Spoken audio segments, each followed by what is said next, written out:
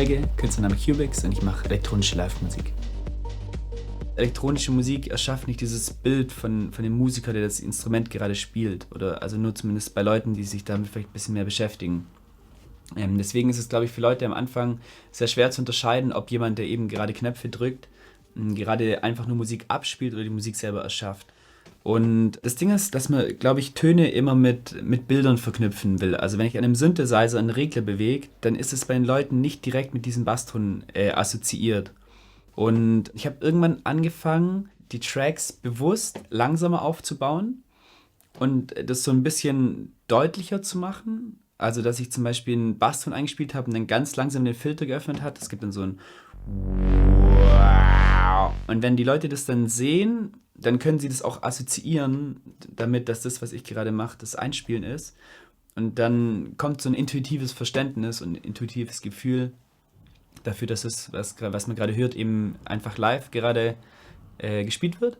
Und ich habe das Gefühl, dass es so ein bisschen die Verwirrung aus dem Publikum rausnimmt, weil eben elektronische Musik noch nicht so lange eine Bühne hat und eben auf ganz viele verschiedene Arten auf die Bühne gebracht wird. Hatte ich das Gefühl, wenn man am Anfang nicht direkt loslegt, sondern sich eben die Zeit lässt, um die Sachen aufzubauen, wirken zu lassen, dass das Publikum dann auch schneller einen Draht dazu findet, was da eben eigentlich gerade passiert. Meistens starte ich mit dem kleinen Groove und kann jetzt über die Fader hier verschiedene weitere Sachen dazu bringen. Zum Beispiel Heads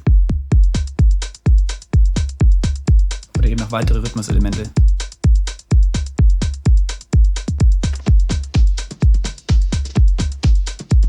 Hier kann ich das Ganze ein bisschen verändern.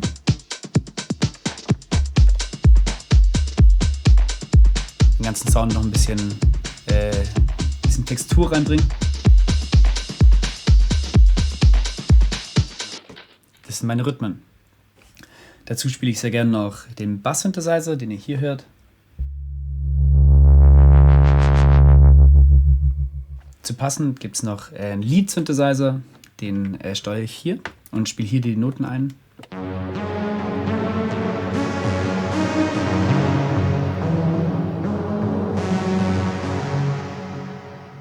Dann gibt es noch, wichtig, die Pads, sehr große, flächige Sounds.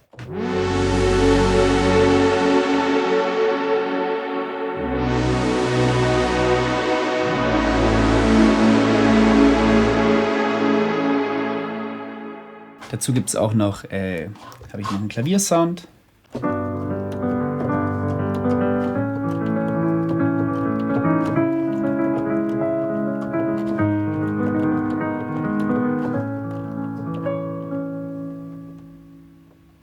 Und dazu gibt es dann am Ende noch das Saxophon.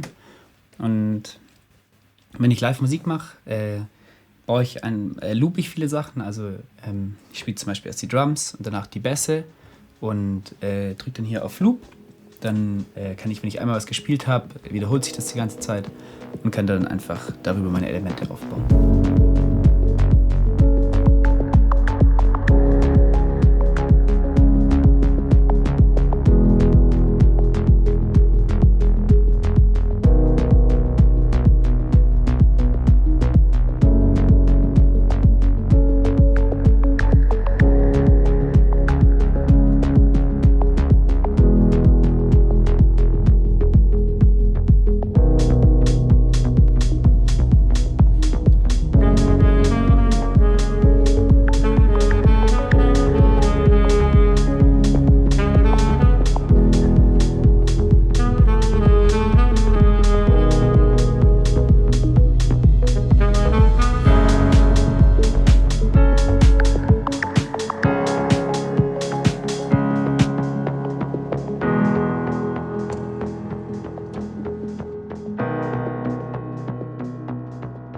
Also ich habe mir dann eine Audio-Workstation geholt, Fruity Loops, mit der werden wahrscheinlich viele starten.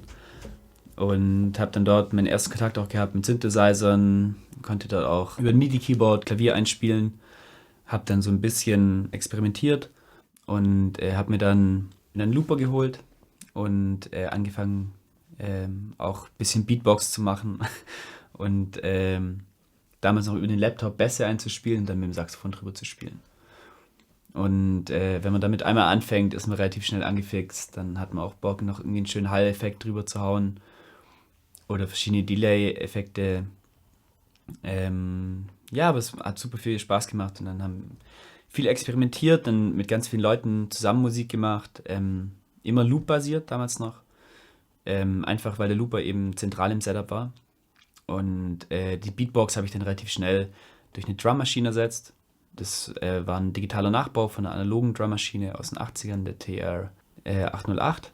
Und dann ist es immer weiter ausgeartet. Also ich habe mein ganzes Geld eigentlich nur noch im Hardware-Store gelassen, und um irgendwelche abgefahrenen Sachen zu kaufen. Und irgendwann war ich dann in Freiburg unterwegs und dort hat Julian Mayr-Hoff gespielt. Und Julian war einfach crazy. Er stand inmitten von einem riesen Synthesizer-Rack, hat irgendwas gedrückt und gespielt und es klang super geil.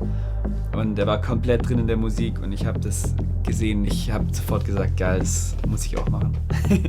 Also es hat mich direkt gecatcht, es war super nice. Ja.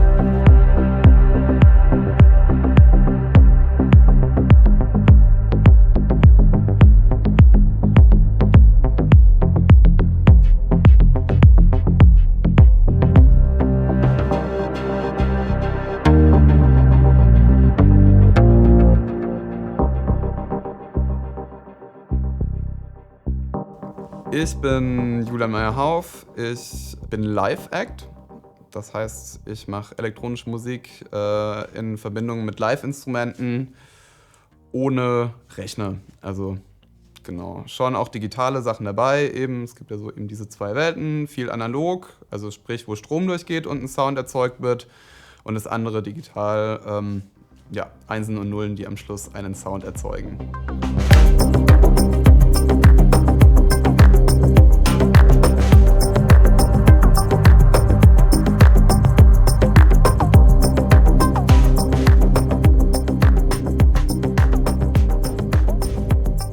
Bei mir kam es dann eigentlich so dazu, dass ich irgendwann über einen Musiker, mit dem ich zusammengearbeitet habe, dann Leute kennengelernt habe, die eben mit Synthesizern Musik gemacht haben oder eben mit Ableton, eben so ein Programm, was versucht, einem so ein bisschen so ein elektronisches Studio auf dem Computer nachzubilden.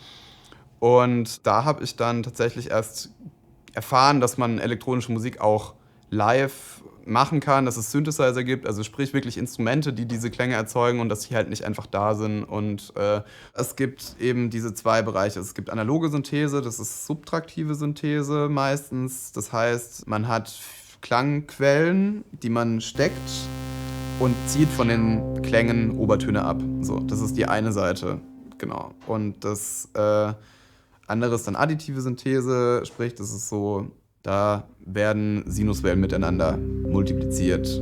Genau, das ist irgendwie so die Sache. Und der Witz bei so einem Modularsystem oder eben bei einem analogen Synthesizer ist halt, der hat einen Fehler drin, quasi. Also das ist einfach technisch nicht möglich, exakt das Gleiche nochmal zu reproduzieren. Und das ist gut, wenn es auch mal Fehler gibt. Oder es gibt auch charmante Fehler. Oder es gibt auch irgendwie, also was ist quasi so auch der Musiker oder die Musikerin so. Und ich glaube, das ist halt irgendwie so dieses Imperfekte oder dieses vielleicht so ein bisschen edgy oder so irgendwie viel Distortion oder viel Sachen, die man irgendwie auch nicht voraussehen kann. Genau. Und das ist, glaube ich, einfach auch so das, um was es dann oft geht. Irgendwie, wo steckt man quasi sein Ziel? Geht es darum, perfekt technische Musik zu machen? Oder geht es darum, halt schöne Fehler zu haben? Und da ist dann, glaube ich, eben auch so dieser Live-Act-Moment auch wieder, um den Bogen zu spannen, eben auch was, wo halt viele Fehler passieren müssen oder halt auch einfach passieren. Und im besten Falle macht man aber halt schöne Fehler.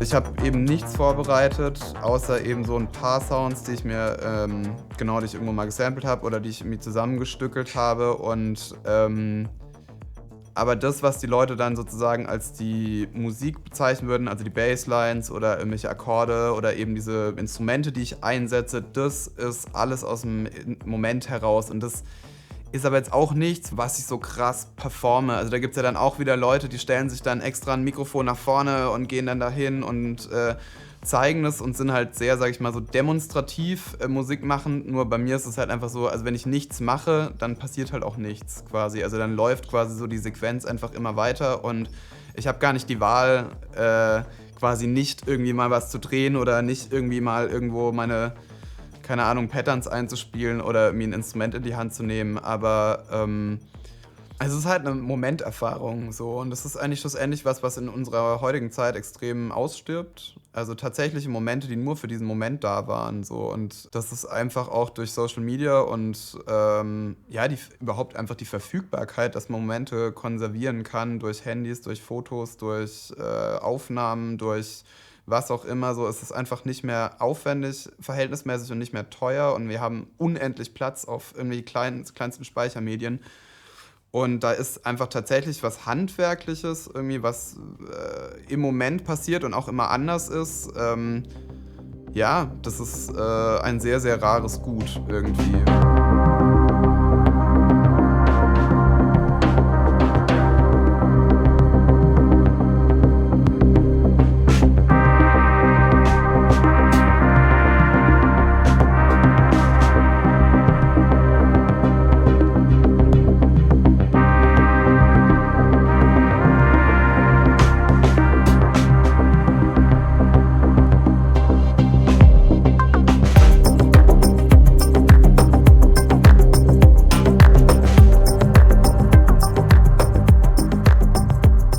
Man muss schon einfach dazu sagen, dass elektronische Musik eben halt daher gekommen ist. Ne? Also es ist ja einfach auch eine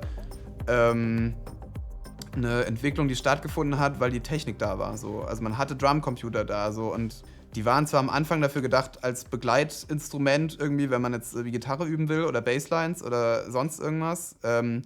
Und dann haben Leute damit gespielt. Aber ich glaube, so diese Vergangenheit, diese gemeinsame, diese Soundästhetik ist, glaube ich, schon auch was die Roots sind eigentlich das, was das irgendwie wieder zusammenbringt. Und tatsächlich würde ich sagen, dass halt eben mit den elektronischen Möglichkeiten oder mit diesen analogen elektronischen Möglichkeiten überhaupt dieses Genre entstanden ist. Und wenn man sich darauf dann nicht besinnt, dann verliert man, glaube ich, auch mir extrem viel. Also man sieht ja auch immer, wie Trends wieder aufpoppen. So, jetzt ist auch im Hip-Hop wieder 808s irgendwie, also 808 Drumcomputer.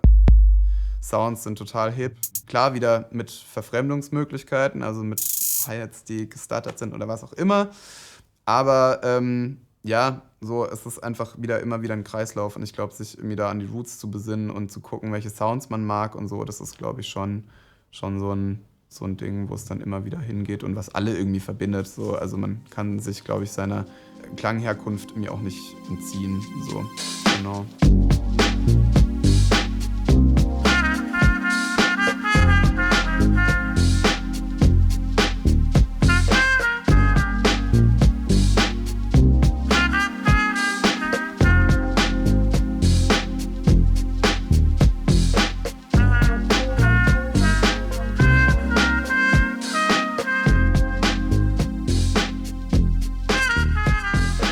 Ich bin David Federlustig als DJ und ich mache Musik mit Plattenspieler und Trompete.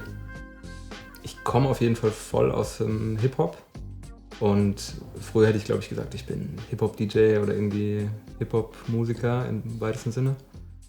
Aber so wie ich es jetzt mache, ist es im Prinzip eine Kombination so aus dem Hip-Hop raus, aber mit Elementen von Funk und auf jeden Fall auch elektronischer Musik. Und in den letzten Jahren kam das dann mehr und mehr, dass da eben Live-Elemente mit drin waren. Und dass ich auch mal Shows gespielt habe, zum Beispiel vor Konzerten von Hip-Hop-Acts zum Beispiel, die schon eher einen Live-Charakter dann hatten. Aber im Kern war es trotzdem immer eigentlich ein DJ-Set mit Live-Elementen.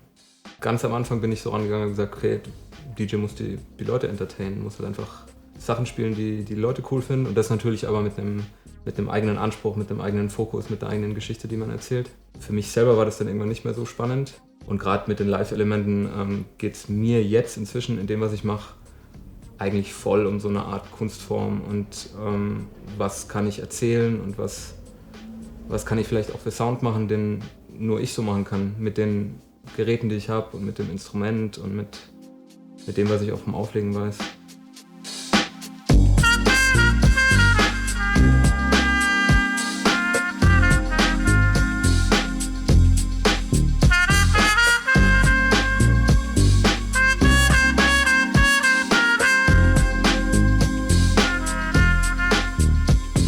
Bei einem DJ-Set ist es halt so, das kann ich natürlich einfach abfeuern. So. Also wenn ich jetzt sage, ich spiele da und da, dann suche ich mir Tracks raus, dann überlege ich mir die Übergänge so ein bisschen, dann kann ich das machen.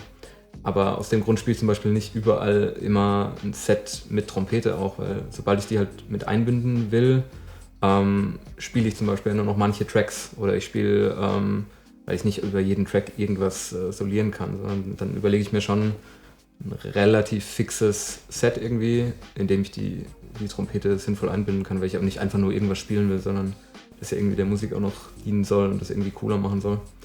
Und dann wird es natürlich schon relativ kompliziert, so den Track spielen, wann kommt der nächste, an welcher Stelle benutze ich die Trompete, in welcher Form, legt das Ding ab wieder hin, macht den nächsten Übergang rein, den Effekt da, links, rechts. So, das reicht dann auch erstmal.